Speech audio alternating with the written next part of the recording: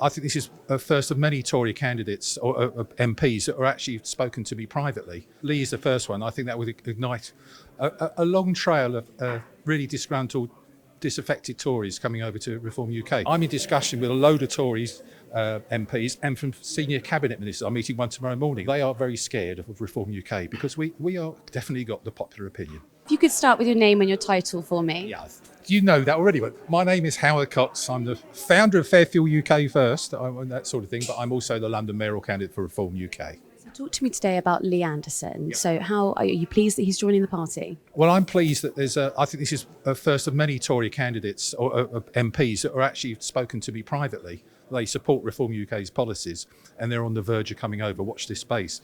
Lee is the first one. I think that would ignite a long trail of really disgruntled, disaffected Tories coming over to Reform UK. From my point of view, I'm delighted he's with us. He's actually made some strong comments. I wasn't totally a fan of some of the comments he made about Sadiq Khan in terms of the control. He's being controlled by Muslims. I don't believe that, and I think he doesn't believe that. It was a clumsy comment he said. But fundamentally, I'm delighted he's on board, yes. Talk to me about how this will affect your mayoral campaign. Will it be beneficial, do you think? It has to be. It has to be beneficial because he is actually talking on behalf of the vast majority of people who are worried about all the hate marches, the hate speeches, the intimidations. The poor Jewish community are scared to come out in London. He's talking about his inbox and his mailbag. I've just got the same thing. As London mayor, that's what people want me to address. We've got the most divisive mayor we've ever had. At the moment in Sadiq Khan, not just in terms of ethnicity, in terms of the Palestinian situation, the Hamas situation, the Jewish situation, but also things like cyclists and drivers. He just splits, he works on dividing people. And I'm not happy about that. I want to bring people back together again because our capital city is absolutely being wrecked by a very dishonest mayor. What sort of policies do you think you have as a party that attract Conservative voters? Well, the most important thing, I think, from my point, I voted Tory. I'm 70 this year, and I voted Tory for 50 years. For me to come across to Reform UK was a major decision. My wife and I sat down for 3 months after I was first asked by Richard Tice to come across because of my campaigning effects on keeping fuel duty frozen for 15 years. But fundamentally, the policies we're talking about is we want free speech, we want people to be protected, we want the police to do their job, etc. We do not want any wokerism and all that sort of thing that's going on at the moment in time. I just want to bring common sense policies. And when I look at it, I'm a Thatcherite by nature, and when I look at Reform UK, they are Thatcherite policies. I think this is the last bastion of Thatcher. I think hopefully it's a continuing bastion of Thatcher. So, but yeah, yes, I think it is. That's exactly right. And everyone I talked to congratulated me for doing this. I'm in discussion with a load of Tories, MPs, and from senior cabinet ministers. I'm meeting one tomorrow morning, and they've been trying to get me back into the fold of the Tories. I'm not going back, so rest assured I'm not. But they are very scared of Reform UK because we are definitely got the popular opinion. That's really interesting. So they would like to have you back. And do you think it's because they're worried that they're losing people like Lee Anderson?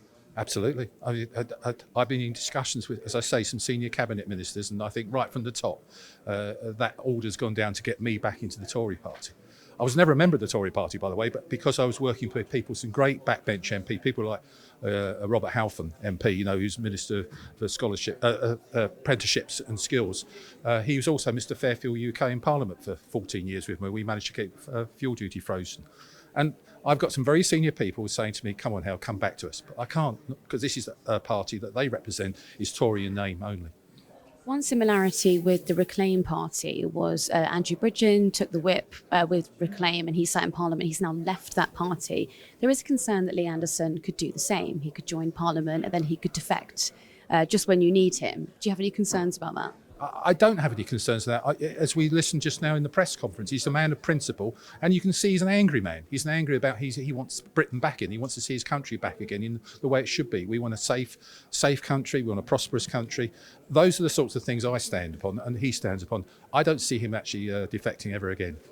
Do you have any concern that, especially with the arrival of Lee Anderson, you have the potential to split the vote here and you could deliver a Starmer government? Does that concern you at all? Of course it does, and that's what happens at the moment in time. But the only way we're going to get a Starmer government is because of the Tory failings. That's what's happened. People are fed up to the back teeth. We do need to go over to proportional representation, for example, the first past the post system, and I've got to that battle in London because previously it was done on first and second preference votes. But so we've got to beat the system. And all I can say to you at this very moment in time, I feel very, very confident at the moment. There is a movement right across the country behind Reform UK that wants to see real change. And if you want change, vote for change. Just one last one, because I love talking about proportional representation. I mean, that's one policy that unites your party with parties like the Lib Dems or, figures like Carol Vorderman. I mean, why do you think that unites so many smaller parties? Well, for obvious reasons. A small party's got a better chance of actually getting turns out. Let's go back to the UKIP days when they got 4 million votes and only one MP. That can't be right. And at the same time, I think the SNP got for 1.5 million votes and they got 50 MPs approximately. So it can't be right, can it? There are people not being represented in this country, and that's what we need to have. And I think there are only 2 countries in the world that still has first past the post. And that's what I think is we need a proper democracy and let everyone's voice count.